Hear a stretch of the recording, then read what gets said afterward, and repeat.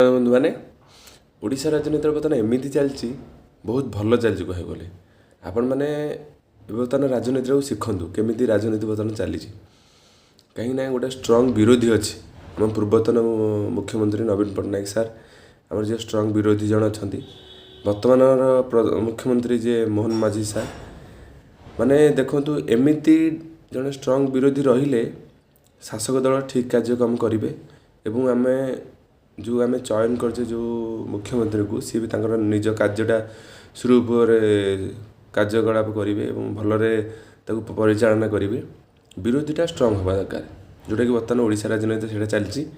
ଦେଖନ୍ତୁ ଗୋଟେ ଏକ୍ଜାମ୍ପଲ୍, ଯେଉଁଟାକି ପୂର୍ବତନ ମୁଖ୍ୟମନ୍ତ୍ରୀ ନବୀନ ସାର୍ ଯାଇଥାନ୍ତେ ଗଞ୍ଜାମ ବୁଲିବାକୁ, ଯେଉଁ କ୍ଷୟକ୍ଷତି ବର୍ତ୍ତମାନ ଧାନ ଯେଉଁ ବର୍ଷାରେ ଯେଉଁ କ୍ଷୟକ୍ଷତି ହେଇଛି ତା'ର ଅନୁଧ୍ୟାନ କରିବା ପାଇଁ ଯିବା ପୂର୍ବରୁ ଆମ ମୋହନ ମାଝୀ ସାର୍ ଯିଏ ବର୍ତ୍ତମାନର ମୁଖ୍ୟମନ୍ତ୍ରୀ, ସିଏ ଯାଇକି ପରିଦର୍ଶନ କରି ଉପମୁଖ୍ୟମନ୍ତ୍ରୀଙ୍କ ସହିତ ସବୁ ଆକଳନ କରି କେମିତି କ୍ଷୟକ୍ଷତି ଲୋକ ପାଇବେ, କେମିତି ଭଲସେ ତା'ର ସୁପରିଚାଳନା ହେବ ତା ବିଷୟରେ ମଧ୍ୟ ଅନୁଧ୍ୟାନ କରିଛନ୍ତି, ଯେଉଁଟାକି ବହୁତ ଧନ୍ୟବାଦ ସାର୍ଙ୍କୁ। ଏମିତି ଲୋକଙ୍କ ସେବା କରନ୍ତୁ, କୃଷିମାନଙ୍କର ସେବା କରନ୍ତୁ, ଏଇଟା ବହୁତ ଭଲ କଥା। ସେମିତି ବି ଆମକୁ ଆବଶ୍ୟକ ହୁଏ, ଏମିତି ଜଣେ ବିରୋଧୀ ଆବଶ୍ୟକ। ଆମେ ଭାବୁଛେ ବିରୋଧୀ ରହିଲେ ଖରାପ, ତାହା ଠିକ୍ ନୁହେଁ।